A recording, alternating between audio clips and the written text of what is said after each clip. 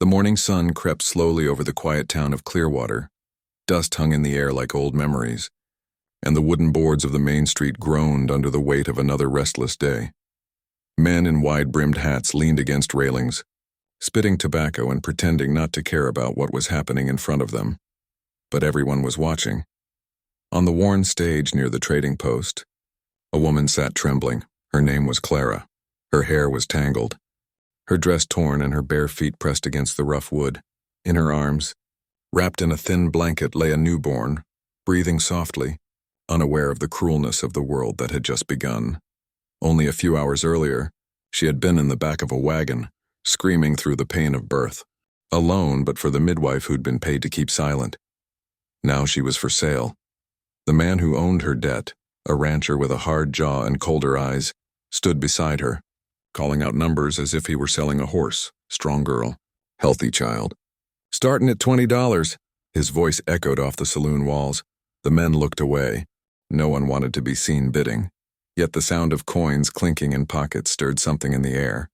Greed, pity, and the uneasy taste of shame.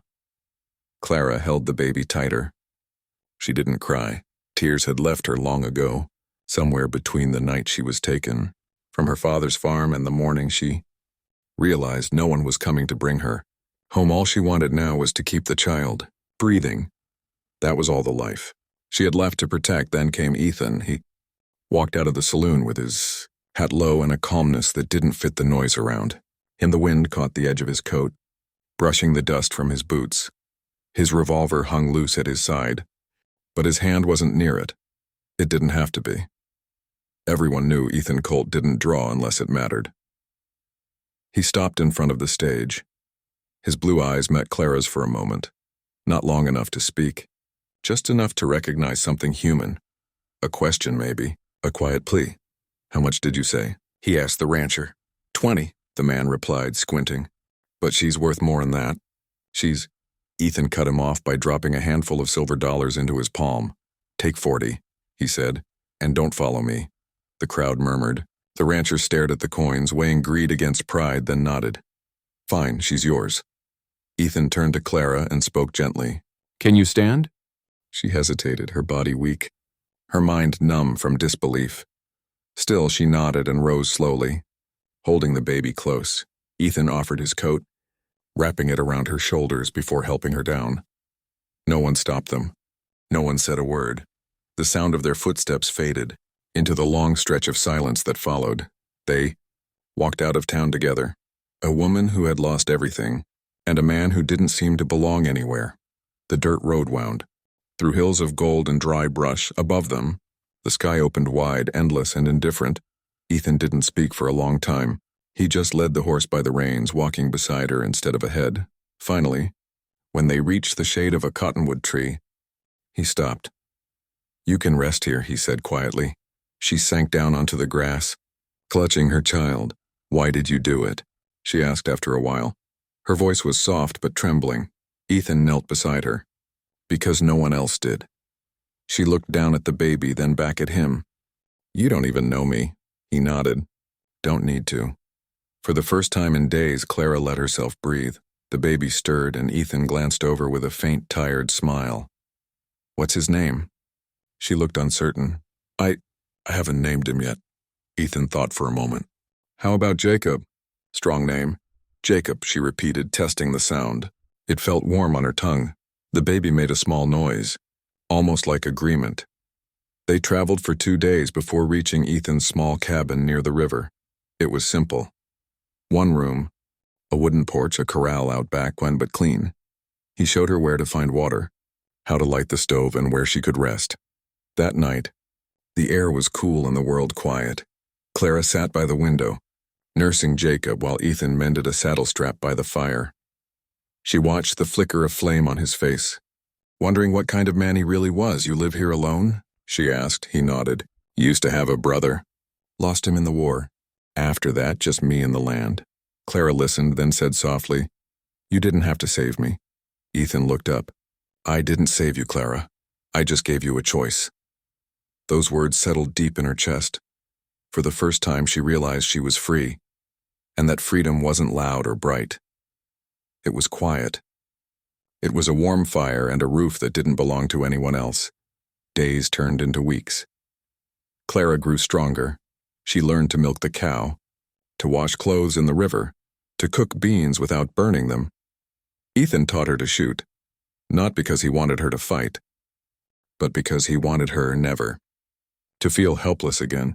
Sometimes they didn't talk for hours. There was peace in that silence, the kind that comes from people who don't need to prove anything to each other. Jacob grew fast, smiling every time Ethan walked by. One evening, as the sun bled orange across the horizon, Clara found Ethan fixing the fence. She stood quietly, watching the light soften around him. "You ever think about leaving?" she asked. He wiped the sweat from his brow. "Used to. Now I think about staying." She smiled faintly. "What made you change your mind?" He looked at her, really looked him, and said, "Maybe I finally found something worth staying for." The words hit her heart like a gentle storm. Not fast, not loud, but deep. Months passed. Winter came early that year, wrapping the land in quiet snow. The cabin became their small world. Firelight, laughter, and the sound of Jacob's tiny feet on the floorboards. Ethan built a cradle from pine wood. Clara made curtains from old cloth. Together, they turned survival into something that felt almost like home. But peace has a way of testing people. One morning, riders appeared, the same rancher who had once sold her, now demanding payment he claimed was still owed. Ethan met him outside, hand resting near his gun but eyes steady. "She's not yours," Ethan said. "Not now. Not ever," the rancher sneered. "You bought her. That makes her property." Ethan shook his head. "No, it makes her free." A moment of silence hung heavy between them. Then the rancher saw the look in Ethan's eyes, a look that said he wasn't bluffing. He turned his horse around, muttering curses into the cold wind. When Ethan came back inside, Clara was standing by the window, tears in her eyes.